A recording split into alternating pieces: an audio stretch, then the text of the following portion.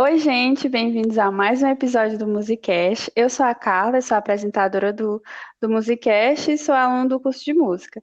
Hoje estamos aqui com um ex-aluno do curso, ele que já está formado, que é o Erasmo. Ele vai se apresentar para vocês. Bom, olá galera, eu sou o Erasmo, eu sou aluno egresso do curso de música e sou professor de História pela UVA e sou escritor e além disso eu sou compositor cancionista também.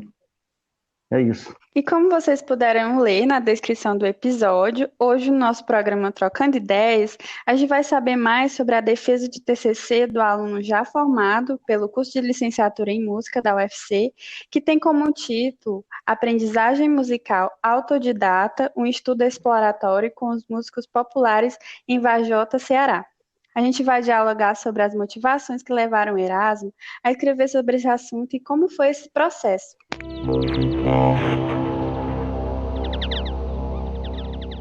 Então, Erasmo, conte para nós como foi que surgiu essa ideia para esse tema. Desde o início do curso eu já tinha definido qual seria a minha pesquisa, né? Que seria com essa temática. Primeiro pelo fato de minha experiência, minha vivência musical antes da faculdade ter sido basicamente no meio popular, né? Entre as pessoas da minha comunidade. Eu costumo dizer que eu comecei na calçada com os amigos, né? E segundo, pelo fato de termos aqui na nossa cidade, em Varjota, uma musicalidade muito forte, né? Nessa direção popular. Nós temos aqui sanfoneiro, repentista, chorão, rabequeiro, entre outros, né? Seresteiros. Inclusive, nós tínhamos um mestre de cultura, né, do estado, o seu Antônio Hortêncio, que ele era rabequeiro, só que ele tinha 96 anos e ele morreu no primeiro semestre do ano passado, quando eu ainda estava no processo de elaboração do meu projeto. Então não deu tempo entrevistá-lo. Foi uma perda muito grande, porque ele seria do grupo de participantes, ele seria um dos principais participantes, né? Um dos principais membros. Foi uma perca muito grande para a música de Vajota, para a cultura vajotense e para a minha pesquisa. Mas, por sorte, eu tinha feito uma pesquisa, eu não lembro para quê, que é o objetivo. Eu tinha feito a pesquisa com o poeta Marilson Furtado, em 2012. Ah, lembrei que a gente estava pensando em escrever um livro sobre a cultura vajotense. E aí eu havia entrevistado o seu Antônio e gravando, né? O procedimento, né, de gravação da fala. Só que ao mesmo tempo eu estava com a agenda e eu comecei a anotar. E eu anotei uma fala dele que ele relatava que uma vez tinha ido para uma festa, tocar numa festa, né? E foi atrasado. Quando chegou lá, a banda já tinha começado a tocar. E ele afinou a rabeca só ouvindo o som da banda, né? Ou seja, de ouvido, né? E aí, como a minha pesquisa era sobre os músicos, né, autodidatas, né, os músicos a gente usa essa locução adverbial, né, músico de oitiva, né, que é o músico que aprende de ouvido. Como a minha pesquisa, a minha abordagem é sobre aprendizagem de oitiva, aí eu coloquei pelo menos como o epígrafe do meu trabalho é a fala do saudoso Antônio Hortêncio. Pelo menos alguma coisa dele ficou na minha pesquisa. Infelizmente não deu para trabalhar mais coisas porque o áudio, eu havia perdido o áudio, né? Com um problema no computador e o que eu tinha e o que eu escrevi da fala dele foi muito pouco para se colocar no corpo do trabalho. Mas é isso, a ideia surgiu desde o início do curso e foi mesmo centralizado nessas questões. A minha vivência, né, no meio musical popular e pelo fato de nós termos aqui uma cultura muito forte, né, dos músicos locais, desses músicos populares. Erasmo, eu cheguei a ler o seu TCC e eu achei super interessante o modo como você escreve, é super acessível da gente ler, e também a estrutura do seu TCC, tinha foto, e também achei muito legal o panorama que você fez dos entrevistados, né? Muito engraçado algumas falas, eu adorei. E eu gostaria de saber como foi para você o processo de escrita, né? Até você chegar ao resultado final. Foi um processo muito prazeroso, devido a alguns fatores.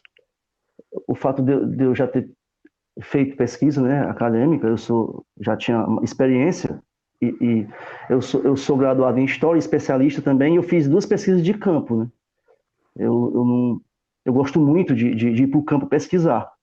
Então, assim, o processo de escrita foi muito tranquilo e muito prazeroso, mas pelo fato da questão da organização, né, de eu ter me organizado, não ter deixado para amanhã, né, as coisas, e já ter tudo definido. Então, quando começou a disciplina do TCC1, com o professor João Manuel, que foi meu orientador, ele quando ele jogou as ideias para as pessoas lá, né, a ideia da disciplina e querendo saber sobre dos colegas o que eles iriam pesquisar, eu já tinha 2, 3 temas na minha cabeça. Só que esse tema, ele tinha muito mais força. Como eu já disse anteriormente, ele já veio desde o início do curso. Só que no ano de 2018, eu iniciei um trabalho aqui voluntário na escola que eu trabalho, com coral infantil, né? E assim, me encantou muito esse fato de ser um coral infantil comunitário, né? Com os alunos lá na comunidade, alunos da escola e alunos que já haviam saído da escola também no ano seguinte. Quando eu comecei elaborar o projeto de pesquisa, quando chegou o período, foi 2019.1, né? O primeiro semestre, eu já estava quase um ano já com o coral e alguns crianças, né, adolescentes que estavam em outra escola voltaram para fazer parte do coral, e eu achei que isso era uma espécie de imã social e me deu muita vontade de pesquisar sobre isso. Espero ter a oportunidade de pesquisar. E eu não lembro mais qual foi o terceiro tema acho que lembro agora, foi as cantigas de capoeira, né? Devido à minha experiência também, eu passei muito tempo treinando em um grupo de capoeira, né? Eu cheguei a pegar graduações, sou instrutor de capoeira, então assim, e cheguei a compor cantigas para o nosso grupo, né? Então, e essa questão histórica também, sempre enlaçando, né, com a história, como a professora Eveline me disse uma vez, né, na minha defesa do TCC, que ela disse que eu não tirava minha tatuagem de historiador, né? Eu não tenho como tirar isso de mim. Então, eu sempre vou tendendo para esse lado. Mas a questão dos músicos populares era muito mais forte. Apesar de ter esses 3 temas, né? Eu tinha era quase uma convicção, assim, era quase uma convicção de que eu tinha que pesquisar, dar voz para esses caras, né? E aí o processo, ele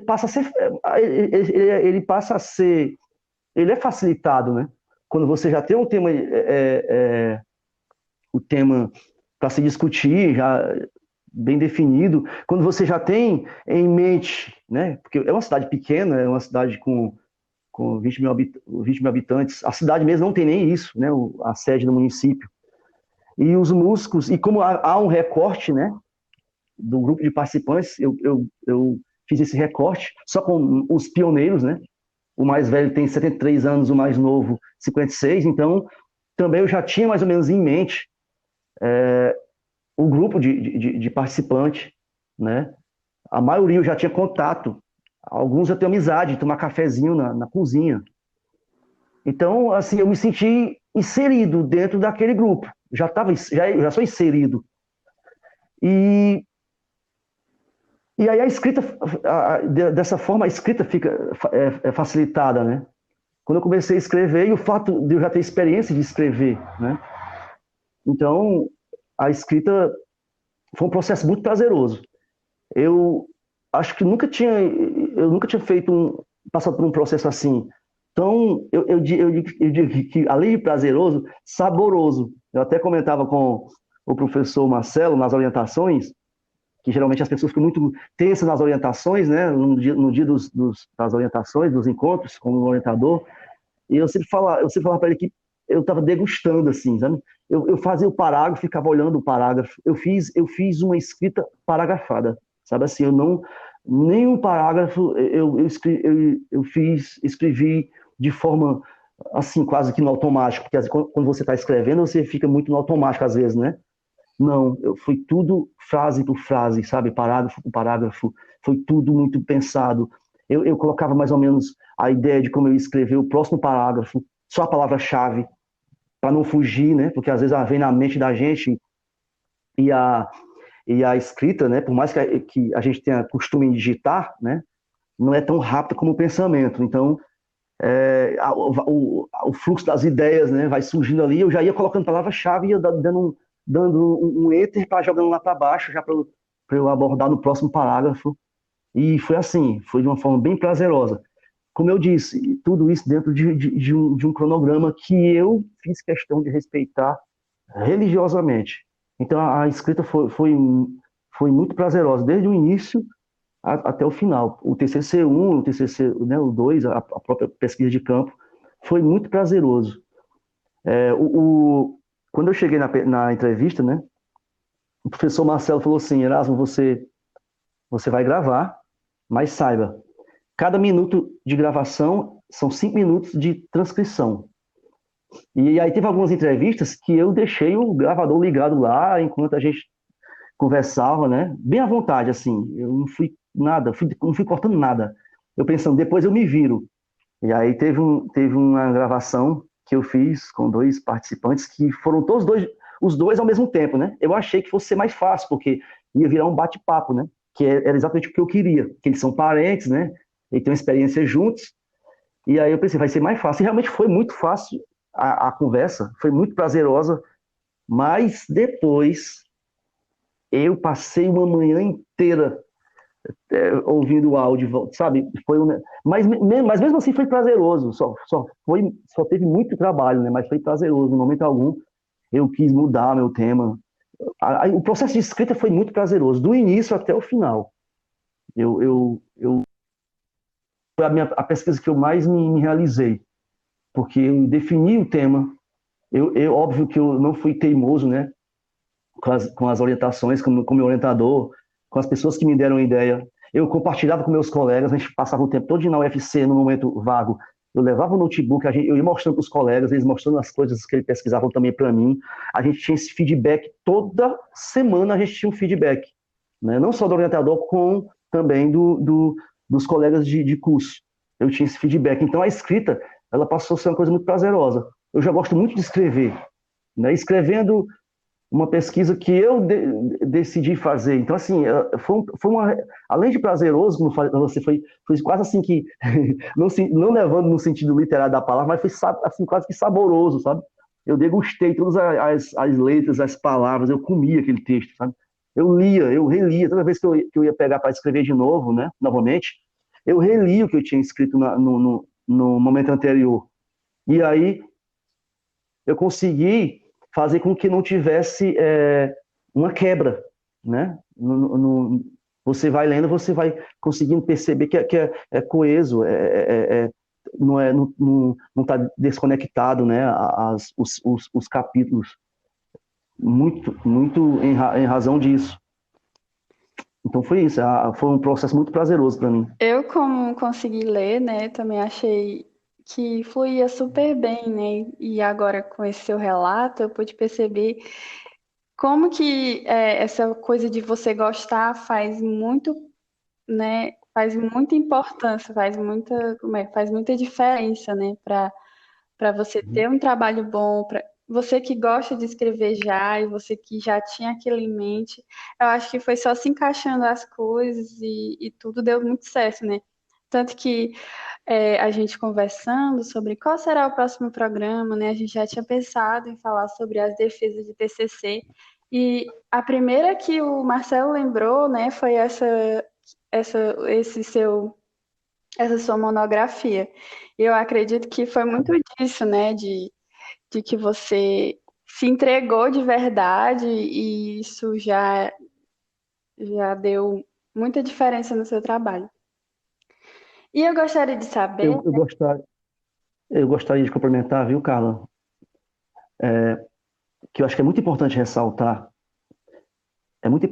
assim, que o processo de escrita ele é óbvio, né? Eu vou falar uma coisa bem óbvia, mas às vezes as pessoas não. É tão óbvio que as pessoas às vezes esquecem quando está produzindo. Fica muito preocupado com o resultado final e já começa a atacar o dedo no teclado e começar a digitar de qualquer forma.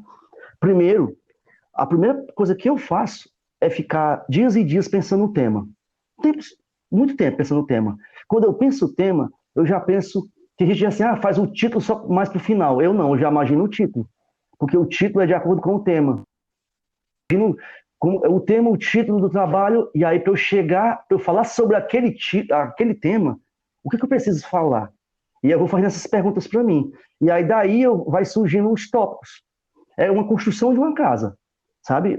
As colunas, as paredes, o reboco, o teto, e é mais ou menos isso. Eu passo muito mais tempo planejando. Eu colocava um esboço no trabalho. Uma das primeiras coisas que eu faço, antes de escrever o texto mesmo em si, é o sumário.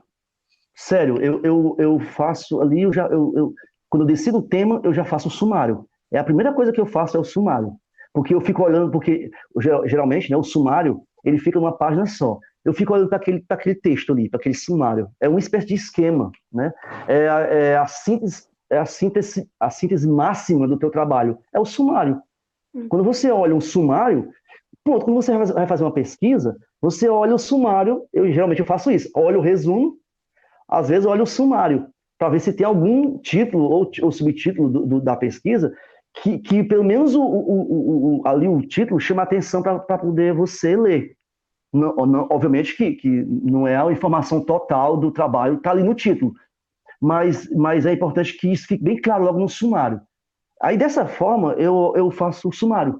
Eu imagino o sumário, pode até que ser que mude. Inclusive os meus sempre mudam, né? Mas eu parto do sumário. Do sumário, eu uso o sumário como descritores ou palavra-chave para fazer minha pesquisa virtual. Então, quando eu fui pesquisar sobre o meu tema, eu tive que dividir em vários subtemas, né? Na ideia geral, né? Eu falei de aprendizagem autodidata, então eu tive que falar de autodidatismo. Eu trouxe uma discussão sobre autodidatismo. Eu ia falar sobre os músicos populares, mas antes de eu falar dos músicos populares de Vajota, eu discuti sobre o termo popular, sobre o termo música popular com a ideia de MPB. Então, eu fui trazendo esses descritores. Quando você traz esses descritores, você acaba que facilitando a sua produção. Eu diria que se fosse comparar com uma obra de arte, era só a pincelada. A escrita é a pincelada. Você passa mais tempo organizando, desenvolvendo a ideia geral, né? Eu digo assim, né? Eu costumo dizer assim, desenvolve quando alguém está com dificuldade, que às vezes me pede, né, orientação, ajuda, eu digo, cara, desenvolve o esqueleto do trabalho, né? Eu gosto de usar esse termo, porque é ali o esqueleto do trabalho, a espinha dorsal, né, do trabalho. E aí eu faço isso com o sumário. Eu olho o sumário, faço uma espécie de sumário ali, para já ir me orientando para a minha pesquisa virtual, para fazer o meu embasamento teórico. Aí, a partir daí, eu já vou. Fica mais fácil eu ir para o campo para dialogar, né, o referencial com o grupo, com os resultados da pesquisa de campo. E aí fica bem mais fácil quando você tá junto essas coisas. E aí contribui também para não ficar um trabalho quebrado, né? Como eu disse, eu tive muito cuidado com isso para não deixar muito quebrado esse trabalho, porque fala-se de muitas coisas, pequenas coisas, né? Que fala de uma grande coisa. São partes de um todo, né? Os capítulos são partes de um todo ali, de uma ideia geral, mas que ela tem que ser essa ideia ela tem que ser pulverizada durante o texto. Então, basicamente é isso. O meu processo de escrita ele foi facilitado também por isso. Não só por ser uma questão prazerosa para mim, como uma questão de organização das ideias também, que acho que é fundamental. É o planejamento das ideias antes de começar realmente a escrever, o primeiro parágrafo. Com certeza. Enquanto você vai falando aí, eu vou só anotando, né, que eu agora estou nesse processo de escrita do meu TCC e Tá sendo uma descoberta para mim, também tá sendo um processo assim, meio difícil, né? Que é uma coisa nova para mim. Mas essas suas dicas vão me ajudar bastante. Com certeza quem está ouvindo também pode pegar essas dicas para conseguir escrever o seu trabalho. E eu Uhum. gostaria de saber qual era o objetivo que você tinha, né, com esse trabalho. Além de, claro, evidenciar, né, a história desses músicos da sua cidade, mas também qual era o objetivo que você tinha? Bom, o principal é exatamente esse, dar voz aos músicos populares da cidade. Pois apesar da importância que eles têm, né, para o meio cultural local, esses músicos, eu creio que não seja apenas aqui, eu estou falando, é uma perspectiva do local, né, para o geral, né, da micro história para a macro história, né, vamos dizer assim. Mas é um processo de uma espécie de marginalização. Não é uma questão de eu estar aqui fazendo um juízo de valores sobre as mudanças, né, culturais, né, e as influências externas. Eu não estou aqui defendendo uma bandeira que as pessoas têm que passar a vida inteira é, pensando, né, o pensamento, os valores de uma mesma forma. Mas o que eu percebo na minha vivência, na minha vivência, minha experiência com a cultura vajotense, né, e principalmente com a música, é que esses músicos, eles foram, em um determinado momento anterior, né, eles foram muito valorizados, eles eram assim, os caras. E com o passar do tempo, eles foram sendo jogados, né, para a marginalidade, né, musical da cidade. Então, é, é importante dar voz, né, dar lugar de voz a esses caras. E eu, como produtor cultural da cidade também, que eu sempre tentei contribuir de alguma forma com a ação, né, não só com a arte, mas com a ação, com essa valorização da cultura local, eu tinha como obrigação, eu tenho como obrigação de dar lugar de fala para eles. Foi muito importante que eu gostaria de especificar isso, que algumas coisas eu não ia colocar no corpo do trabalho. E o professor Marcelo, ele foi muito sensível em relação a isso, quando ele me disse, cara, faz o relato das entrevistas, né? Não só a fala, mas faz o relato. E aí isso, hoje eu considero, depois eu reli minha pesquisa, depois de alguns meses, né, eu reli, para me afastar um pouco, né, do texto, eu reli, aí para me sentir um pouco como leitor e não como pesquisador. E eu fiquei muito, assim, me deparei com os relatos de como eu fiz as entrevistas, e eu achei aquilo muito importante, inclusive as fotos, como você já destacou. Então, a ideia de dar lugar de fala para esses sujeitos, né? Esses sujeitos que eles estão cada vez mais ficando sabe, invisíveis, porque a gente conversa com eles e a maioria só faz freelance. Acho que foi 9, 10, não lembro quanto mais eu entrevistei, mas a maioria deles, eles fazem ali quando convidam, sabe? Fazer um convite para fazer um sonzinho ali. Então, assim, lógico que muitos não quiserem talvez se acompanhar, né, ou se modernizar, alguns sim, né, alguns que são já bem antigos, eles até hoje ainda fazem ainda seresta, né? Então, eles foram acompanhando, né, o desenvolvimento, né? Mas aqueles mais tradicionais, eles foram ficando jogados na marginalidade musical da cidade. Uhum. E eu não estou culpando aqui ninguém, né? Mas é uma culpa da sociedade. É uma culpa da sociedade local. E eu, como parte da sociedade local, eu tinha esse objetivo. O objetivo principal era esse. Principal. Era o de dar voz a esses caras. Né? A minha pergunta, vamos dizer assim, a pergunta norteadora, como eu falei, como a abordagem é sobre aprendizagem autodidata, a pergunta norteadora seria como esses caras aprendem, né? Mas o objetivo realmente principal era esse, era dar voz a uma galera que tá ficando cada vez mais invisível. E isso é muito ruim, porque acaba que influenciando na identidade cultural da cidade, né? É como se a gente estivesse caminhando e apagando o nosso próprio rastro, né? Nosso rastro. É como se a gente estivesse caminhando na areia e apagando o próprio rastro.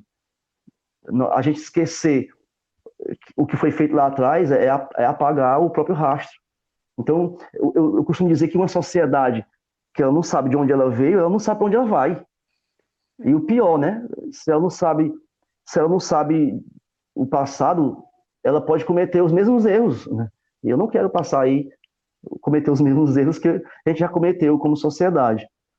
E a importância exatamente é essa, de dar visibilidade a essa galera que está ficando cada vez mais invisível, né? E uma forma de preservar. Sendo que eu gostaria de destacar que, como pesquisador, como um estudante, né, como um produtor cultural, eu acho muito mais importante, eu considero muito mais importante o fato de preservar do que de resgatar. Eu fico muito incomodado quando se fala do resgate. O resgate cultural, né, se há um resgate é porque alguém fez, alguém não fez nada, né? E essa manifestação, essas expressões precisam ser resgatadas, né? Então eu prefiro trabalhar com a manutenção e com a preservação das manifestações culturais. E é isso que eu tenho feito, além de como pesquisador, como produtor cultural, né? Como músico, né? Eu tenho pelejado, né? A fazer isso, a preservar a memória, né? A memória e preservar essa cultura popular que se estabeleceu aqui em nosso pequeno oásis aqui em Varjota. Que legal. E com certeza os entrevistados, as pessoas que você chamou, devem ter se sentido muito especiais nesse momento, né? E eu gostaria de saber agora como foi que você se organizou, né? Você já falou um pouco sobre isso, mas eu gostaria que você explicasse para nós como foi que você organizou, né, para que tudo desse certo, né? Para que você chegasse a esse resultado que você chegou. É importante destacar, assim, que além da questão da organização das ideias e do respeito, né, o próprio cronograma, é importante que você organiza as articulações, né, as ações. E eu vou, a partir de agora, vou me atentar aqui nessa fala às ações que foi feito. Quando eu decidi o tema, né, e eu organizei a estrutura do trabalho e comecei a já fazer parte do referencial, eu comecei a me adiantar com a pesquisa de campo, né? Então eu comecei a frequentar a casa de alguns entrevistados, já falando sobre a pesquisa, né? Chegava, tomava um café, né? Falava sobre música, para deixar aquela conversa bem, bem mais íntima. Que o objetivo disso, Carla, para quem faz pesquisa de campo, né? Eu estou falando não documental, mas com pessoas, né? Com pesquisa oral, né? Com oralidade. Quem trabalha com oralidade é muito importante isso. Respeitar o horário, fundamental isso. Respeitar o horário e a disponibilidade do entrevistado, né? E antes de ligar um aparelho, um gravador, né? Um celular para gravar ou filmar a cara, as pregas do rosto do entrevistado, às vezes que causa até incômodo. Antes de fazer isso, né? É importante manter um contato para criar um vínculo. Porque, às vezes, eu conhecia a maioria dos entrevistados, né? Inclusive, alguns eu sou bem próximo. Uhum. Mas outros eu só conhecia de vista, tocando. Eu nunca tinha dado um bom dia. Então, eu tive que chegar através de colegas, né, amigos meus aqui. Inclusive, o Jamie me ajudou muito. O Jamie faz do curso de música, ele me ajudou muito com os parentes dele aqui no bairro, né? Então, tudo isso foi pensado. Além da questão de organizar as ideias, e o respeito ao cronograma, né, as datas, eu tive que, as etapas, né, eu tive que organizar também as minhas ações. Então, como eu estava no TCC1, já estava bem mais tranquilo, né, já ali, começamos o semestre já quase em maio para junho, né, antes do segundo, da pesquisa de campo mesmo em si, eu já comecei a articular com os participantes, a maioria deles. Já fui na casa tomar cafezinho, né, aí um tocou para mim, a maioria tocou para mim, né, e começamos a conversar, e eu falando que futuramente eu ia vir, ia gravar, né, eles falando, ia trazer umas perguntas, eu já fui adiantando. Teve acho que dois ou três participantes que eu fui 2 vezes na casa. Então, assim, eu já tinha um vínculo, mas eu queria criar mais vínculo ainda, porque eu nunca tinha... O vínculo que eu tinha não era... eu queria extrair deles, né? Obter deles informações que no dia a dia, com o contato que eu tinha e tenho com eles, eu não teria. Então, era algo diferente que eu ia perguntar, né? Eu não chego na casa dessas pessoas, né? Quando eu já tive contato, às vezes tocando também, para perguntar como foi que ele aprendeu, como foi o processo de desenvolvimento da aprendizagem dele. Não tinha esse tipo de pergunta, né? Então, eu ia perguntar coisas diferentes. Às vezes, você sabe, né? Tem lapsos de memória, são pessoas, tem alguns já mais idosos, então eles esquecem algumas coisas, né? Uhum. E eu tive que organizar tudo isso. Então, a primeira coisa que eu fiz foi me adiantando. Me adiantando. E como eu já, assim, isso é porque por eu ter já experiência com pesquisa, né, de campo, e eu trabalhei muito com oralidade, todas as minhas pesquisas eu trabalho com oralidade, eu já peguei já tenho essa estratégia, né, de criar um vínculo, porque se ele não tiver confortável com você, ele não vai dizer nada. Não é porque às vezes fica com raiva, não é por isso não. Às vezes também chega a esse ponto, né? Se o entrevistador, né? Se a gente como pesquisador, a gente ficar passando muito do ponto, insistindo com algumas coisas, né? Com algumas perguntas que às vezes eles não querem dizer, eles começam a ficar incomodados, eles, né, se emburram e não sai mais nada. Mas não é só isso, é porque às vezes você pergunta uma coisa que ele nunca mais tinha parado para pensar, sabe? Então, às vezes falta memória. Então, eu tive que organizar tudo isso. Mas a questão do tempo também foi muito importante. Porque eu trabalho o dia inteiro e à noite eu tinha que viajar para Sobral, né, que eu moro, fica a 70 quilômetros de distância aqui de Varjota para Sobral. Então só me restou os finais de semana. Mas e aí agora, né? Me restavam os finais de semana e alguns dias que eu tinha que no último semestre ficou vago também, alguns uns horários, né, na UFC. Só que a minha disponibilidade não era a principal, né? A principal era a disponibilidade dos entrevistados. Então, tive um pouco de dificuldade para ajustar esses horários, né? Eu fui domingo de manhã, sabe? Eu fui domingo de manhã na casa das pessoas, eu fui domingo à noite, eu fui quando eles, né? Óbvio que eles marcavam. É a coisa que mais a gente deve se preocupar é com isso. Que horas você pode me ceder uma entrevista? Essa acho que é a primeira pergunta que você deve fazer para o seu entrevistado. Que horas, que dias, se você pode, né? Se você está afim de participar. Então foi isso. Eu tive que me antecipar em muitas coisas, né? Para dar tempo, porque eu sabia que meu tempo era muito limitado, né? E eu fui me antecipando. É o lema. Nunca deixei para amanhã. Uhum. E utilizando alguma fala artística, né? Já que eu percebi que você utiliza muito isso. Nem tudo são flores, né? Até agora foi tudo muito bonito, muito bom, mas eu gostaria de saber, se tiver, né, também, se você passou por alguma dificuldade, né, para fazer esse trabalho. E quais foram essas dificuldades? Sim, tive dificuldades e duas são bem relevantes assim. A primeira foi encontrar a base teórica para minha pesquisa, não o referencial teórico inteiro, né? Sobre música e música popular, músicos populares. Você tem milhões, milhares aí de produções. O problema é que eu quis abordar parte, né, da temática, falava sobre autodidatismo, e autodidatismo na música. E o professor João Manuel, quando eu apresentei o tema, ele falou exatamente sobre isso, né? Ele achou que é uma pesquisa bastante ousada, né? Mas ele me atentou para isso, que não havia muito o referencial teórico, né? Para isso, para trabalhar autodidatismo.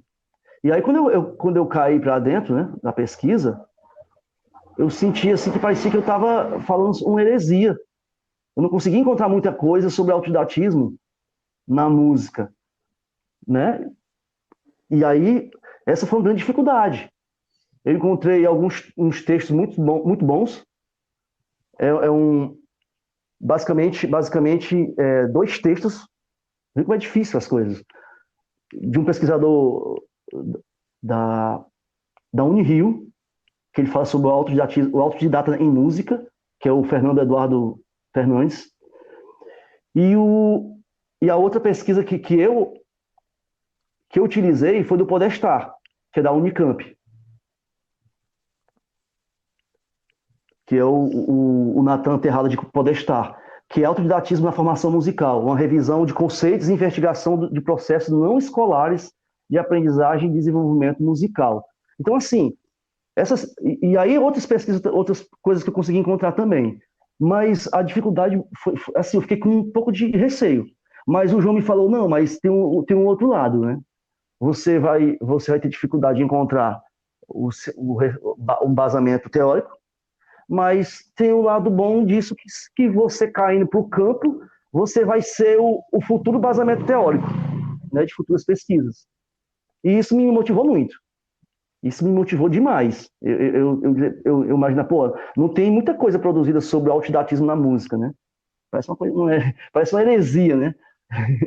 Mas eu vou produzir algo aqui do campo que no futuro poderá servir como um embasamento teórico para quem vai trabalhar com isso. Inclusive, eu fiz questão de trabalhar essa discussão, né? Trouxe a discussão, o texto estava em discussão sobre o conceito, né, de autodidatismo e autodidatismo na música, né, para exatamente tirar um pouco dessa visão, né, de que os músicos que aprendem de ouvido, né, não podem, não sei, é diferente, né, como se existisse uma barreira entre a aprendizagem formal, né, os ambientes formais de aprendizagem musical e os ambientes não formais, né, e eu creio que isso é de uma bobagem. Eu acho que eu considero que é muito mais rico e muito mais completo quando você mistura, né, os métodos e você utiliza uma coisa para outra, né? Em momento algum, os meus orientadores, né, os professores me desviaram da ideia, mas realmente eu encontrei pouquíssimas coisas sobre o autodidatismo na música.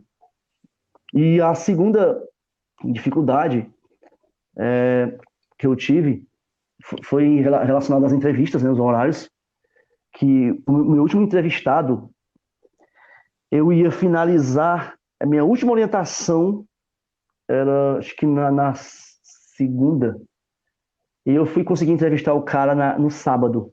Eu marquei com ele 5 vezes. Um rapaz tocava contrabaixo, tocava em bandas de forró, em bandas de axé, e depois ele se converteu, e toca na igreja hoje, mas um cara muito simples. Eu fui no trabalho dele umas 2 vezes, ele marcou horário, marcou, e eu fui, ele nada. Só que aí na minha penúltima orientação, eu falei para o Marcelo que talvez eu não fosse conseguir entrevistar, né? Eu até brinquei que o nome dele é o nome do pseudônimo, né, do músico, que é o Índio. E eu falei, cara, tava mais fácil encontrar um índio um cara que vive em selva do que o índio urbano. Aí ele falou, não, mas tenta a última vez. Aí eu estava no sábado aqui, já com a minha pesquisa quase toda pronta, mas eu precisava entrevistar ele, que tinha algumas coisas que ele ia conseguir me responder. E aí eu não desisti. Aí eu saí pesquisando onde era a casa dele, que ele tava querendo muito me dizer onde era a casa. E aí foi nesse momento que eu também, talvez eu tenha ficado um pouco inseguro, né? Porque, como eu lhe falei, né? Não é uma questão de protocolo. Se o cara não deu o endereço da casa, é porque talvez ele não quisesse que eu fosse entrevistá-lo lá, né? Só que aí eu saí perguntando quando eu passei na rua da casa dele, e não fica tão longe da minha casa. E aí ele estava na calçada. Eu buzinei, parei, falei, eu já com a mochila nas costas, tudo preparado, né? Aí comecei a conversar com ele ali, aí ele foi pedir desculpa que não tinha conseguido, tal, que não sei o quê, e aí eu, mas a gente pode conversar aqui, pode ser, pode ser. Aí ele disse, pode ser aqui na calçada mesmo? E pode. Aí começando a conversar na calçada, e os meninos brincando de bola, e bola na minha cabeça, e aquela peleja, e grito de menino, e acabou que o menino chorando, e a entrevista rolou, e foi assim, foi uma dificuldade, mas eu repito, cara, quando você está focado e você está, sei lá, persistente, há dificuldade, mas a gente não deve tremer na base, não. A gente tem que ir até. Eu pensei, só vou desistir desse cara quando for a hora de entregar, né? Entregar a pesquisa, imprimir, entregar para a banca, e eu não tinha conseguido entrevistar ele. Mas se não. Aí eu entrevistei ele, foi uma entrevista de quase 1 hora. Eu tive que transcrever no domingo e virando à noite para transcrever o áudio. E aí, essa foi uma dificuldade que eu tive muito grande, né? De conseguir extrair, né, alguma informação desse sujeito. Mas foi isso. As dificuldades maiores foram em relação a isso, a encontrar base teórica para determinados assuntos do texto, não todos, mas determinados assuntos, e essa questão de horários, pela falta de tempo, a minha falta de tempo, e a disponibilidade também dos entrevistados. Consegui entender. Essa nossa conversa está sendo quase um mantra para mim, né? Para me ter força e motivação para fazer o meu também. Vai dar certo. Erasmo, eu gostaria de saber o que você conseguiu concluir, né, com esse trabalho. Já falou milhares de coisas, mas assim, o que ficou de principal para você? O que você tirou, né, desse trabalho? Basicamente duas coisas, né? E uma completa a outra. É que os músicos de oitiva, né, que é esse termo que a gente utiliza, e nem todos os lugares utilizam esse termo, né, que são os músicos que aprendem de ouvido, né, que é essa locução adverbial de oitiva. Eles, eles, eles merecem ter mais espaço em ambientes formais de aprendizagem. Eu não estou me referindo especificamente à universidade, mas a escola em si, né? A escola precisa, a gente como educador musical, a gente tem que pensar sempre a escola, né? Não pode pensar fora da escola. E que esses caras eles tenham mais espaço nas escolas, né? Para que essa nova geração ela não sepulte, né? Ela não sepulte os valores culturais que tem, os valores locais, né? Então é importante que dê voz, né? E eles precisam estar em ambientes formais de aprendizagem. Esses espaços são muito fechados em método, né? Principalmente de tradição europeia. E aí aqui eu estou me referindo especificamente à universidade. Eu percebo uma tradição muito forte, arraigada de tradição europeia. Eu não estou falando, um dia eu comentando com uma colega do curso, inclusive ela questionou sobre o fato de eu me expressar sobre a tradição europeia, mas não é nada contra a tradição europeia. O que me incomoda e me irrita muito, né, como nordestino que sou, como um sertanejo que sou arrastado mesmo, eu vou arrastado, e eu me identifico com isso. Isso é minha identidade. Se eu não fosse isso, eu não era o que eu sou. Eu sou isso aqui. E me incomoda muito de eu chegar num ambiente, e aí eu vou me referir especificamente ao campus da UFC em Sobral, e eu ver muita tradição europeia, e não ver tanta tradição, o espaço para coisas locais, sabe? Eu tive até uma oportunidade, eu gostaria de destacar aqui, que o projeto, acho que era do Sesc, não lembro, passou aqui em Vajota o projeto, e veio uma banda de músicos de Goiânia, aqui pro Centro de Arte, aqui em Vajota. E eu fiz uma pergunta pro o líder deles lá, o líder do projeto. A maioria acadêmicos, eles tocavam muita coisa muita coisa de baião, muita coisa. Eles estavam no Nordeste, então eu acho que eles pesquisaram antes, né? Não vinha à toa, não. E eu perguntei sobre isso, né? Como é que era o, o currículo, né? Da Universidade Federal de Goiânia. E um dos músicos me disse que existia até disciplinas, uma disciplina, acho que é 3 semestres, só de música local, música regional. Ou seja, eu não sei qual é a música regional de Goiânia, mas se eu for, provavelmente, se eu for pesquisar alguma coisa, uma produção acadêmica, né, da universidade, feita por alunos da universidade, provavelmente eu vou ficar mais, eu vou ter contato com essa musicalidade, essa coisa regional, né? Mas me incomoda muito o fato de a gente não ter muito espaço na universidade, né? Não é nada contra a tradição europeia, mas a gente já foi colonizado, sabe? A gente já foi colonizado já há mais de 500 anos atrás. Então, por que que não tem, por que não tem o mesmo espaço? Eu não quero que acabe, não. A gente tem o nosso tripé, né? Luso, afro e tupi. A gente tem as nossas matrizes étnicas, né, e culturais. Né? E entre outras, né, como dizia o professor Tiago Carvalho, entre outras. Mas, assim, fica muito centralizado o currículo em tradição europeia.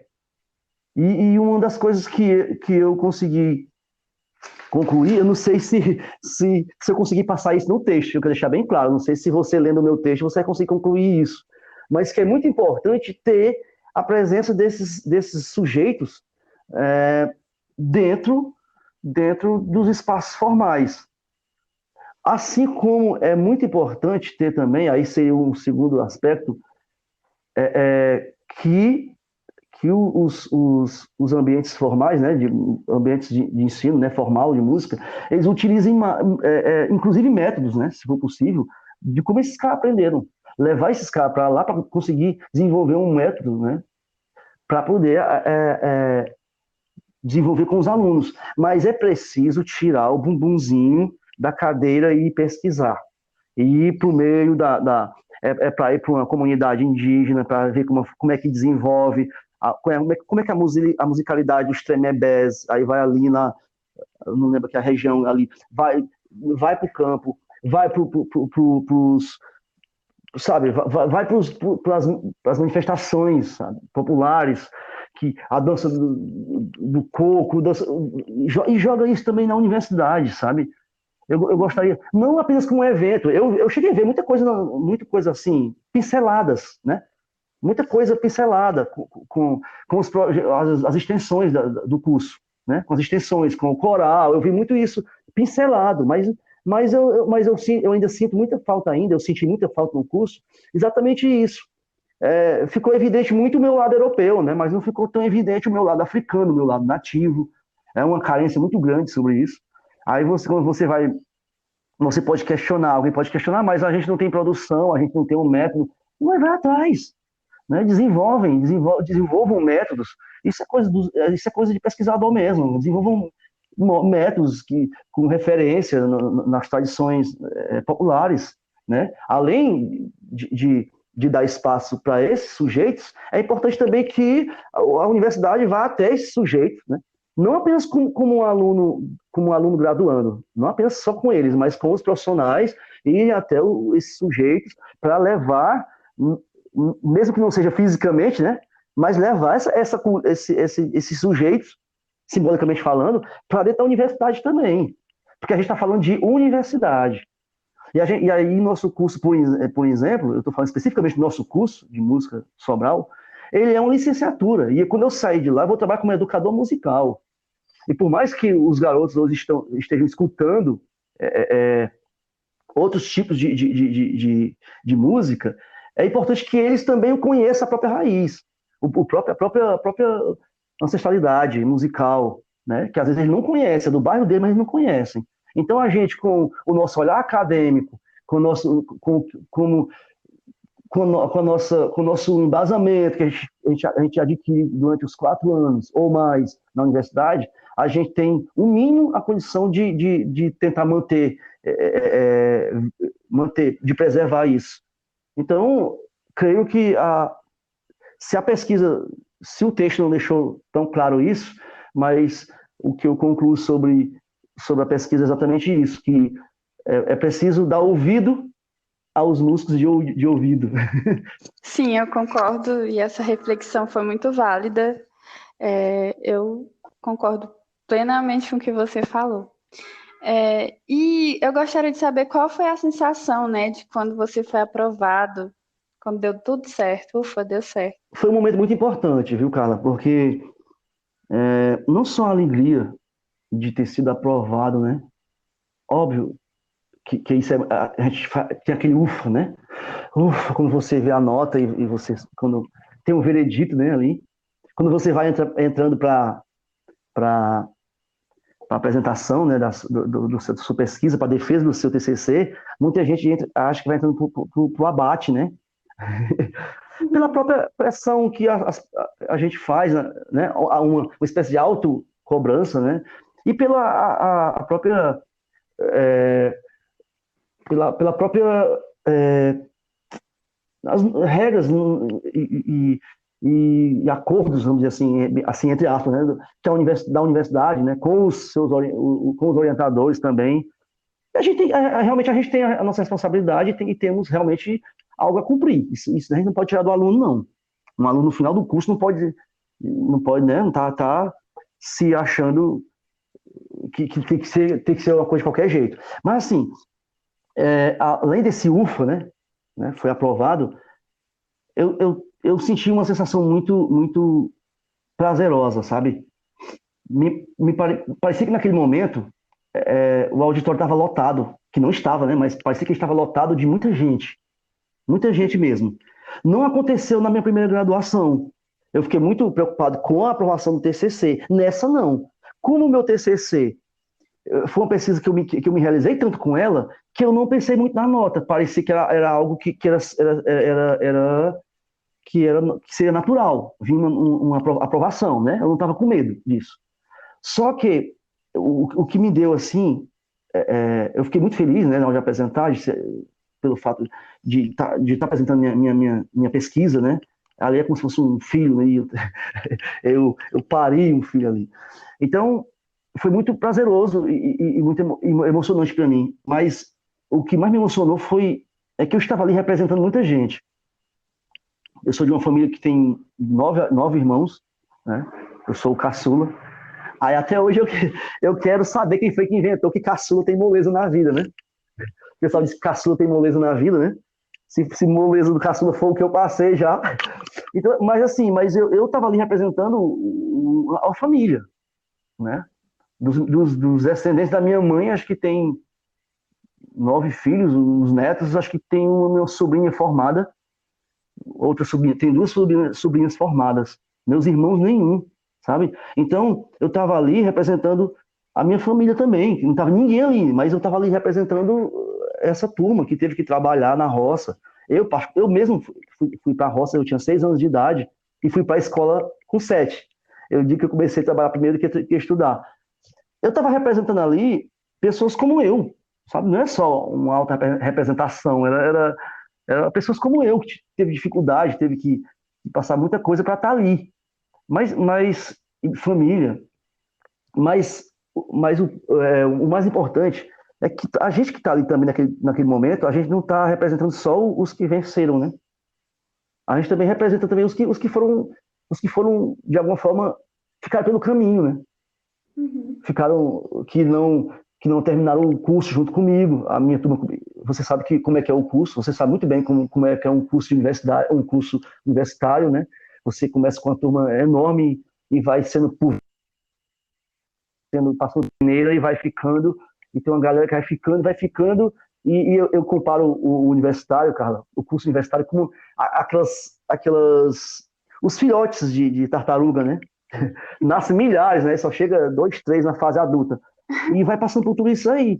Então, eu estava ali representando. A minha maior emoção foi estar representando toda essa galera, inclusive os que não estavam ali, né? Que não conseguiram terminar ali, os que não conseguiram terminar nem os estudos, né? Nem o estudo básico. E também estava representando ali também, dando voz aos músicos da minha cidade.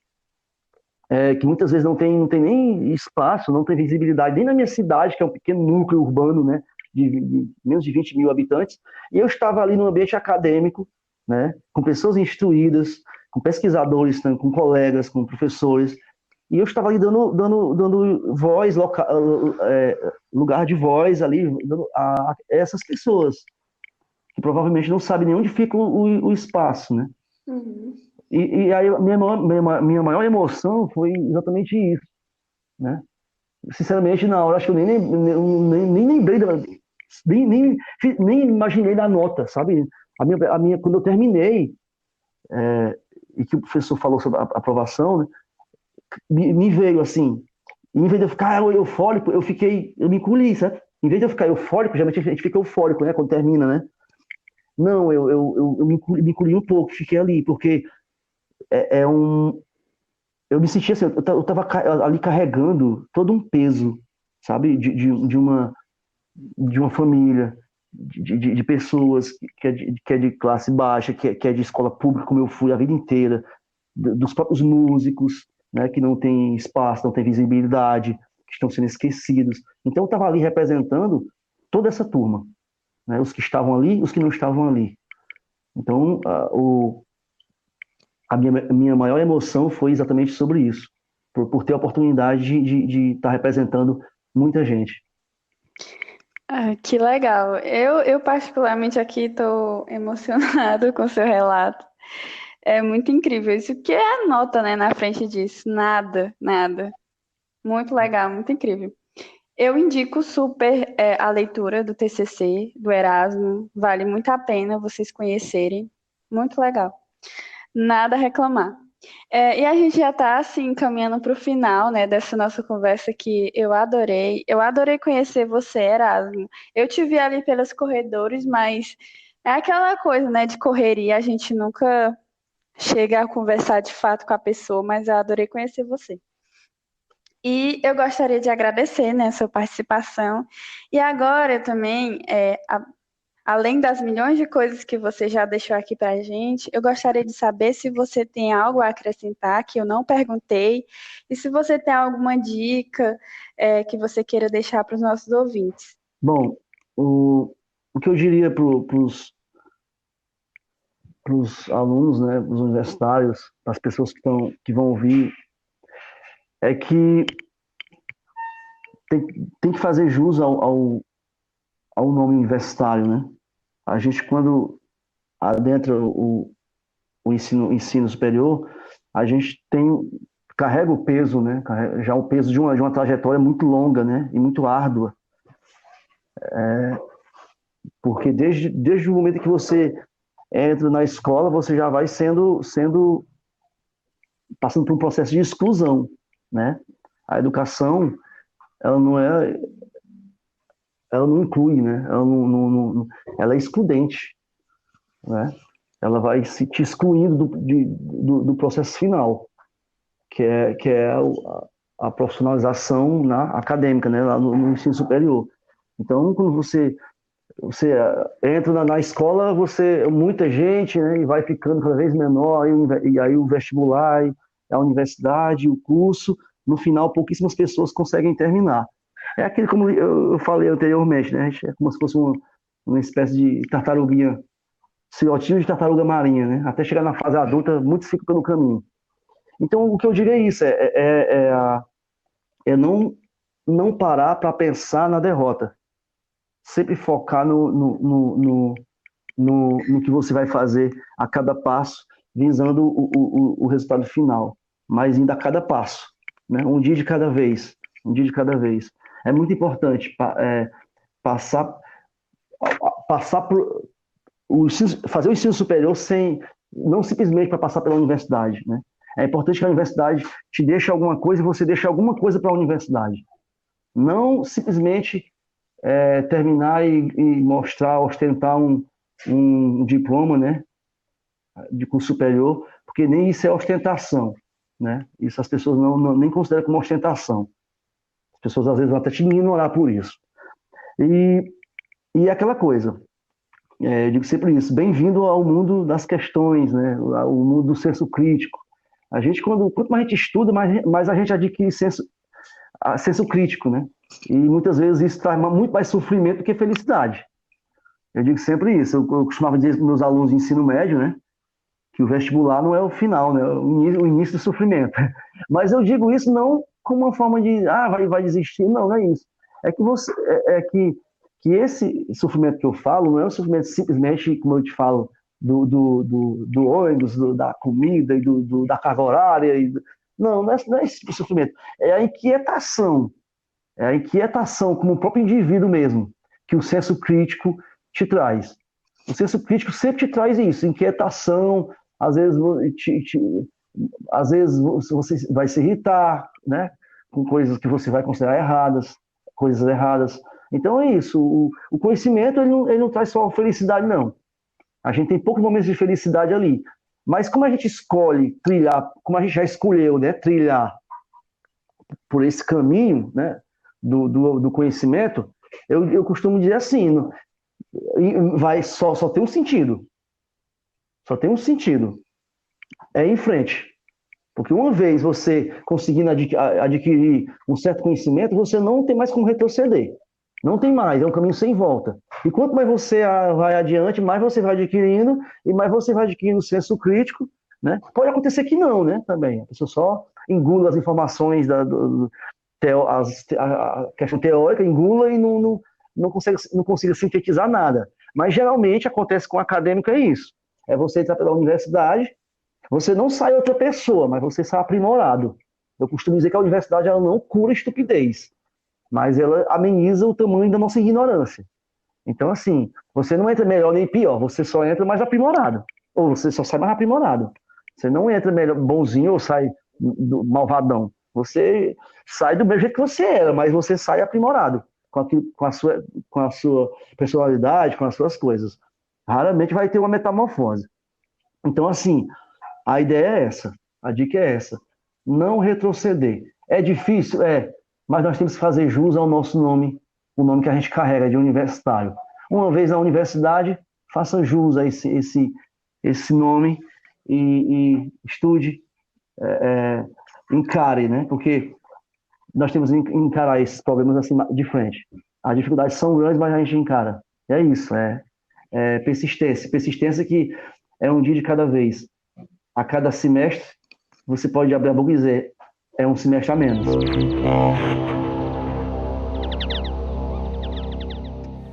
E eu, em nome da equipe do Musicast, gostaria de agradecer você por ter aceitado o convite de participar e por ter contribuído tanto para o nosso episódio. E você, ouvinte, pode entrar em contato com a gente mandando dúvidas, sugestões e comentários para os nossos canais de comunicação. O Instagram é @musicastufc e o e-mail é podcastmusica@sobral.ufc.br, que estará na descrição desse episódio. Agradecemos à Coordenadoria de Assuntos Estudantis de Sobral pelo apoio com a Bolsa para o projeto. Este podcast é a realização do curso de música da Universidade Federal do Ceará, campus de Sobral. Participaram e contribuíram com este episódio como convidados Erasmo Porta-Voz, roteiro e apresentação Carla Viana, edição Matheus Elildo, trilha sonora Caio Viana e Rodrigo Gadelha, social media Fran Nascimento e coordenação geral Marcelo Matheus.